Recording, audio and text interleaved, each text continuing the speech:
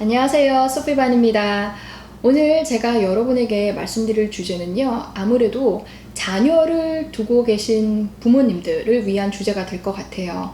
그리고 자녀지만은 여기 미국에서 이제 키워야 되는 부모님들, 그리고 학교 생활을 이미 하고 있거나 이제 학교를 다니게 될 자녀를 두신 부모님들을 위한 주제가 되지 않을까 싶어요. 주제는요, 부모님과 선생님과의 상담이거든요. 예. 이 선생님과의 만남의 자리가요, 그렇게 막 달가운 자리는 아니잖아요. 그쵸? 왠지 모를 좀 부담감도 있고. 그런데 그 부담에 얹혀서 이제 영어가 그렇게 내 나라만큼이나 편하지 않고, 또 이제 문화에 아직 적응이 다 되지 않은 상황에서 선생님과의 그 상담, 컨퍼런스를 갖는 거는 그렇게 막 달갑지가 않으실 거예요. 그런데 그 부담스러운 자리를 조금이나마 덜 부담스럽게 도와드리고자 오늘 영상을 준비를 했고요. 이 영상에서는 제가 말씀드렸다시피 우리가 조금 부담스러운 점은 영어라는 거, 아직 내 나라 말만큼이나 자연스럽게 나오지 않는 거. 근데 이 자연스럽지 않은 상황을 더 어색하게 만드는 건 사실 문화적인 차이도 있어요. 그래서 제가 이 두 가지에 대해서 먼저 설명을 좀 드리고요. 나머지는 선생님과의 대화를 실제 그 시나리오를 좀 짜봤어요, 제가. 근데 그 내용은요, 그냥 기본적으로 우리가 많이 겪을 수 있는 내용을 바탕으로 리아를 예로 끌고 와서 한번 만들어 봤고요. 꼭 굳이 그 시나리오대로는 가지 않는다는 거, 먼저 좀 참고하셨으면 좋겠습니다. 왜냐면 아시다시피 자녀들과 부모님들 서로 겪는 그 경험이나 이야기가 사실은 다 다르니까 그거를 제가 다 막 골고루 다 해드릴 수는 없고, 그냥 대표적인 그런 사례를 3가지를 만들어서 이제 여러분께 보여드릴 거예요.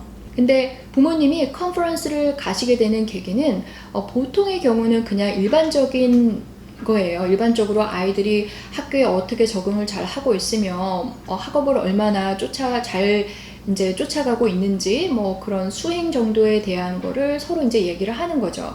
그런데 또 한 가지가 더 있죠. 우리 뭐가 있냐면, 안 좋은 일로 부모님이 불려가시는 거예요. 아이가 학교에서 말썽을 부린다든가, 아니면 뭐 적응을 잘 못한다든가, 뭔가 참 달갑지 않은 그런 일 때문에 가게 되는 사례들이 있기 때문에 제가 이 2가지의 사례를 들어드리되, 첫 번째 일반적인 그 컨퍼런스에서는요, 좀 그렇게 하면 안 되는 거, 좀 그런 모습도 같이 예제 하나를 더 들어드릴 거예요. 일단 선생님을 뵙게 되면요, 이제 웃으면서 서로 인사를 하죠. 그런데 자세가요, 부모님의 자세가 그냥 영어가 편하지 않으셔서 긴장은 하셨겠지만은 그래도 당당하지 않으실 이유는 없으시잖아요. 네, 내 자녀 문제를 논하는 자리인데, 특히 미국은 서로 선생님과 부모님이 동등하게 자기가 할 수 있는 말은 서로 많이 해요. 그런데 중요한 건 respect를 보이는 거죠. 네, 존경심을 보이는 거는 굉장히 중요해요. 그래서 영어를 못하신다고 해서 이렇게 움츠러들지 마시고요. 당당하게, 하지만 선생님에 대한 존경심은 표현을 하시면서 이제 대화를 이끌어 가시면 되는데, 첫 번째 선생님을 이제 만나자마자 어떤 선생님들 경우에는 악수를 청하시는 분들이 계세요. 여기서 문화적인 차이 하나 알려드릴게요. 물론 미국에서도 이제 머리 색깔 이제 브라운에 그리고 이제 동양인이니까 한국에서 왔다 하면은 분명한 문화적 차이가 있을 거라고 선생님들도 이해를 하시는 분들이 많으세요. 그런데 그 악수를 할 때요, 이제 제가 이렇게 잡을게요. 예를 들어서. 그러면 악수를 할 때 중요한 거는 이렇게 펌이 이렇게 단단하게 자신감이 있는 것처럼 이렇게 잘 잡으시는 게 중요해요.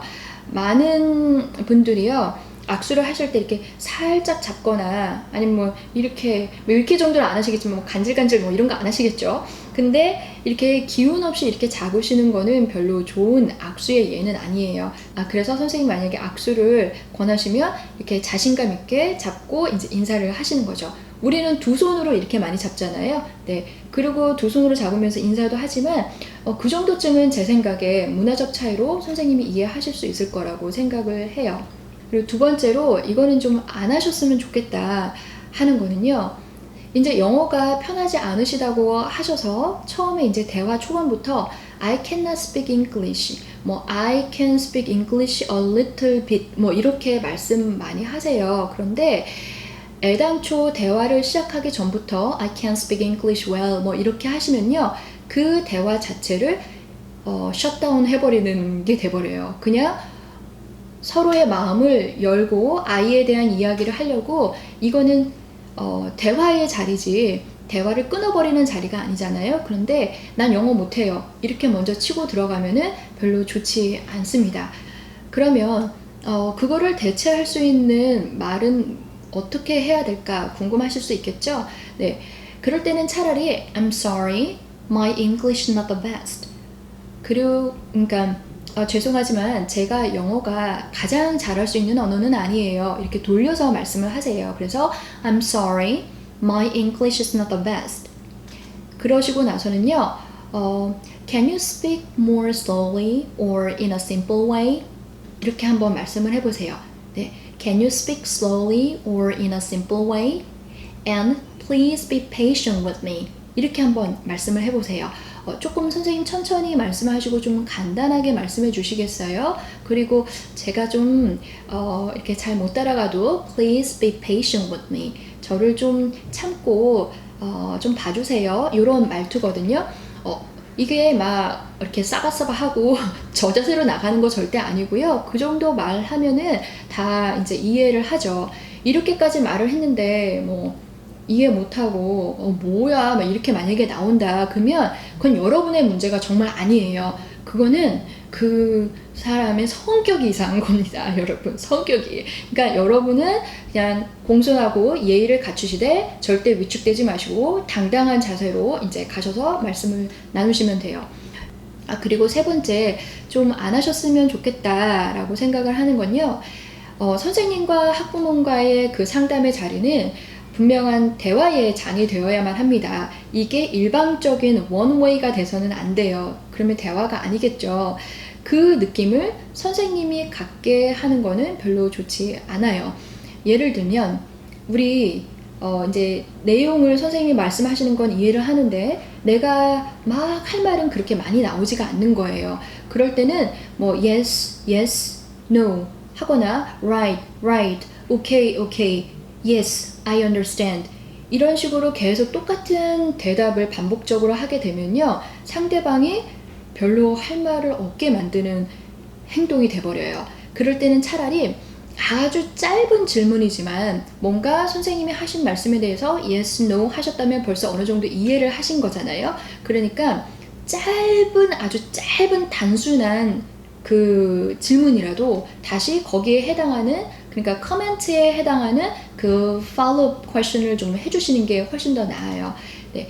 그러거나 아니면은 대화할 내용이 없어요. 만약에 이러실 경우에는 없지 않으실 거예요. 사실은 굉장히 궁금한 것도 많으실 텐데 자녀의 성격이나 아니면 아이에게 최근에 일어났던 일들, 아니면 아이의 형제 관계나 가족 간의 관계, 뭐 이렇게 소소한 아이 주변에서 일어나고 있는 얘기를 꺼내면서 대화를 이어가시면 좋습니다. 그리고 많은 경우에 이제 컨퍼런스를 앞두고 긴장들을 하시죠. 그래서 뭐 영어를 못해서 불안하고요, 긴장되고요, 뭐라고 해야 될지도 모르겠고요, 내 말을 알아들을까, 뭐 이런 걱정 정말 안 하셔도 괜찮아요. 특히 어머님들 네. 저도 엄마기 때문에 제가 엄마의 마음을 더 잘 이해를 할 수 있을 것 같아요.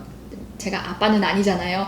네, 그래서 그러실 필요 진짜 없으세요. 왜냐면 선생님이라는 그 자리가, 그 직업이 이미 누군가를 자꾸 이해를 더 잘 돕거나 아니면 더 잘 이해를 해줘야만 되는 입장에 있는 분들이고, 그리고 그 훈련을 받은 사람들이잖아요. 그래서 너무 그렇게 긴장하시면서 위축되실 필요는 정말 절대로 없습니다. 그래서 예의를 갖추시되 당당한 자세로 가서 이제 컨퍼런스 하시면 돼요. 그래서 오늘 이 대화의 예제를 보여드리기 전에 이제 컨퍼런스를 가시게 될 경우 어떻게 좀 이 태도적인 면에서 여러분이 더 자신감 있고 편안하게 다가가실 수 있는지 먼저 얘기를 해봤어요. 그러면 이제 예제 대화 한번 해볼게요.